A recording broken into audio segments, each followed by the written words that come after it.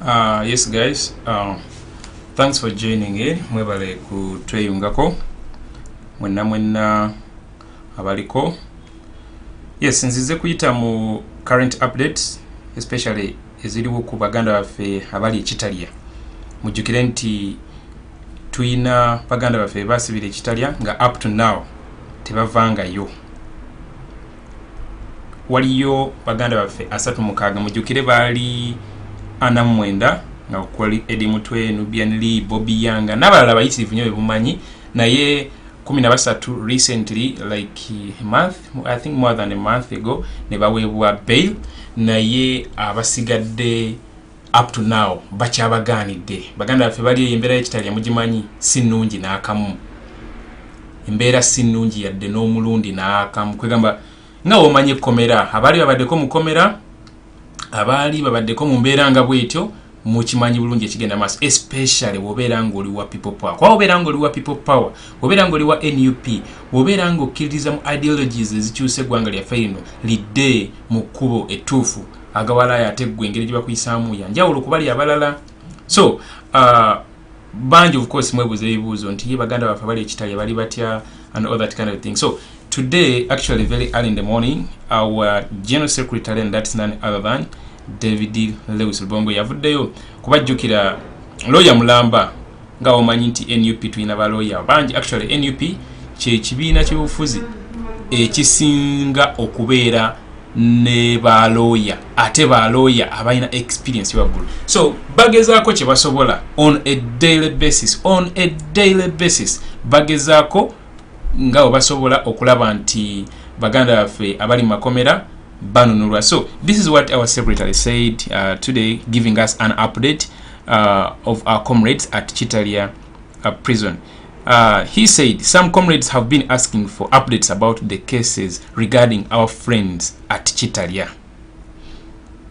Our legal teams have been working tirelessly to secure their release, but unfortunately the systems are stacked against us. The regime has deliberately kept them away. Firstly, we applied for bail in the General Court Martial. After a few weeks of adjournment, only 13 out of 49 were released on bail. The reason given for not releasing the 36 was strange. General Guti stated that if he released them on bail, they would engage in violence. We disagreed with the ruling and applied for bail in the High Court. After several weeks of waiting, the registrar of the High Court returned the papers to us with a letter stating that they could not hear the case since it was filed in the General Court Martial. We pulled out previous cases such as the one of General Sejusa and that of Honorable Kabaziguruka, where the High Court granted bail to these individuals who were being tried in the court martial. Still, the High Court refused to listen to the case. In a separate suit, we had applied to the High Court to terminate the proceedings in the General Court Martial following gross violations of human rights.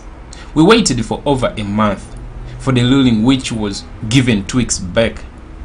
In the most unfortunate ruling, the High Court refused to terminate the proceedings and went as far as saying that we should have produced medical reports to prove that our comrades had been tortured.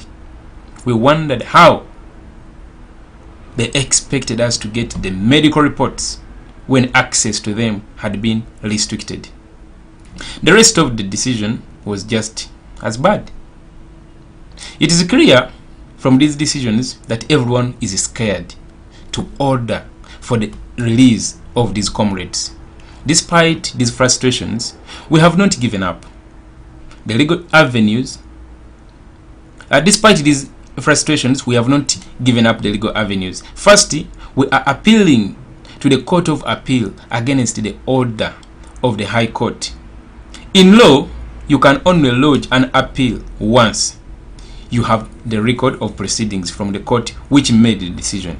Our legal team is pushing to date to get the record from the High Court. Second, we are petitioning the Constitutional Court with the prayers to declare the arrest, torture, and the detention of our people unconstitutional. Finally, we have filed further bail application in the court martial, and we are waiting to be given dates when these matters can be heard. It is important to note that each of these processes is time consuming, including having to wait for the affidavits to be commissioned from prisons, etc. We have also continued to pursue other regional and international legal avenues. Aside from the legal processes, we have called upon citizens to raise their voices against the injustice being occasioned on these our comrades. While there is much more light on the team at Chitalia, it is important to know that the comrades in detention are in southerns, some at Chitalia, while others in other legal and illegal detention centers across the country. Our lawyers have been working tirelessly to find out who the others are and have applied for different remedies, including bail, orders for unconditional release, habeas corpus, etc. Through these efforts, we have been able to secure the release of hundreds of comrades through the ordinary courts and the military courts, especially the one at Kakili. Through the support of friends here and abroad, we have continued to support our detained comrades with their needs while in prison, and where possible, extended the support to their families as well. Many of you continue to support their families directly, and for this we are grateful. We thank the religious leaders, traditional leaders, political leaders, and all other citizens who have continued to call for freedom of our people, because these are prisoners of conscience. Everyone, including their captors, know that they did not commit any crime. We cannot only add to these efforts. We can only add to these efforts because none of us is free until all of us are free. Bring back our people, free all political prisoners. So that was the statement from our General Secretary, that is David Muwonge, highlighting the current situation of our comrades in regard to their release. But just like you've heard, the state, of course, is doing anything possible to keep them away from us. What does this mean? Kino kitegeeza feke nyini ffe tugenda okulwanirira abantu bano era nga bwe kyali mu ntandikwa bwe kiri era bwe kikyali. Feke nyini we have to step on our fears. Amplifying voices of their immediate release should be our daily routine. Not only to amplify the voices, but also to put up a consistent fight. Because, man, bachali baffe tebagenda kubata okujjako nga tulina kye tukozeewo. Amakubo gonna tugakole ki? Tugayitemu tusobole okulaba nti bachali baffe tubataasa. Bayitirivu nnyo. Kamera zinza okuba zitunulidde bano bokaboka bali Chitalia 36. Jjukira nti abo lemiseba amanya nga olira no byanali elimintwe ba Bobiwine baffe bambogo banji nnyo ba Rukumani ba bayitirivu nnyo 36.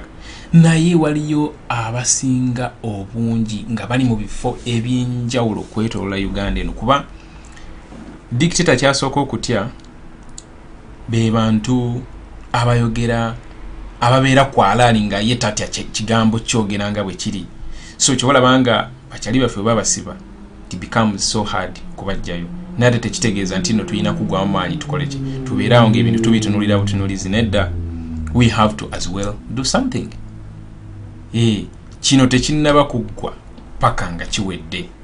Kigenda kuggwa nga buli kimu kye tukola tuweyongera mu bwongezi maanyi, kubanga conditions ezaleeterawo struggle yaffe eno zikyaliwo ate zeeyongera kuwaseninga buwaseninzi. Ekyatuviisaayo ne tugamba nedda katulwanirire eggwanga lyaffe lino Uganda. tulwanire ensonga ezo ezatugisaayo ne tugamba katuve mu moli gye twali twekukumye tulwanire eggwanga lyaffe lino Uganda. Ensonga ezo zikyaliwo ate zeeyongera kubijja kuba kati of recent luli battisanga masasi. Mwalaba engeri gibattamu Kirumira, mwalaba engeri gibattamu Meja Kigundu, mwalaba engeri gibattamu Kawesi, mwalaba engeri gibattamu Abiriga, mwalaba engeri gibassemu abantu abo bonna aba high profile government officials n'abantu abalala of course nga Franka n'abasinga obungi babattisanga masasi. Ne kati nzita ate ekyuseemu, enzita y'ennaku zino ate ekyuseemu nti kati abasajja bakulungira akatwa nga bakageredde obudde bwako nga n'oba ofuute tokola ki towona. So ne bino tebigenda kuggwaawo era tujja kukoma nga tubyogera bugezi, tebigenda kuggwaawo, bigenda kuggwaawo singa tukola ekyo ekyetaagibwa okukolebwa. Binnyo bye tusobola okukola naye nga bwe tuba nga tukola ebintu ebyo, let us maintain the non-violent aspect kuba as a generation we cannot choose to be violent because the dictator is always the master of violence. Why dictators are always masters of violence? Because they have state power, they have the army, they have the media, they have everything. So they are the masters of violence. However much you would like to come up with something physical but non-violent, omusajja agenda kufuba nnyo okulaba nti akifuula violent. So katufe kye tulina okukola ku capitalizinga obwagazi bwaffe obw'enkyukakyuka eno nga buli kimu kye tukola kiri non-violent because ours is a non-violent resistance and we are going to drive it that way. Of recent wotunulamu ku nsi zonna zonna ezikyusiza obukulembeze ntono nnyo era nga wozinoonya actually oyinza n'okuzibulwa abakozesezza violence ne bajjako dictator. Oyinza okumpa example ya Libya. Aba Libya aba citizens ba Libya se bajjako Gaddafi namwe mwena mukimanyi nti America yasooka ku interveninga. Okiraba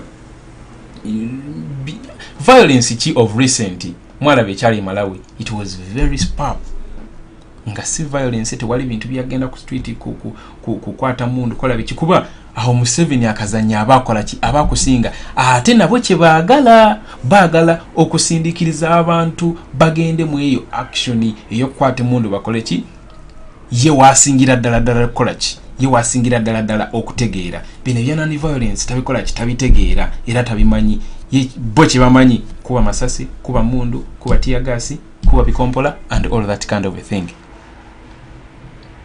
Kati fe tulina kujja na kipya which is a non-violent approach. Kibulanga n'omukulembeze waffe Kyagulanyi Ssentamu Robert akapitalizinga nnyo ku nsonga eyo kuba kimanyi bulungi nti tudilingana dictator yatta abantu abasoba mu 500,000 Ugandans ng'agenda okapityalinga power. So buli kimu kye tukola tukikole naye let us maintain the non-violent aspect. Alright guys, have a wonderful time. Just mbaddenze bagamba ku update secretary waffe gyatuwadde baganda baffe abali Kitalya. Twongere basabira, twongere okusupportinga family zaabwe, twongere okukola buli kimu ekisoboka okulaba nti baganda baffe abo bava mu mannyo g'empisi. Ate nga naffe we twirwanirira tuve mu mannyo g'empisi kuba kumpi buli omu musibe gemazima kumpi buli omu musibe. So guys, bye bye for now.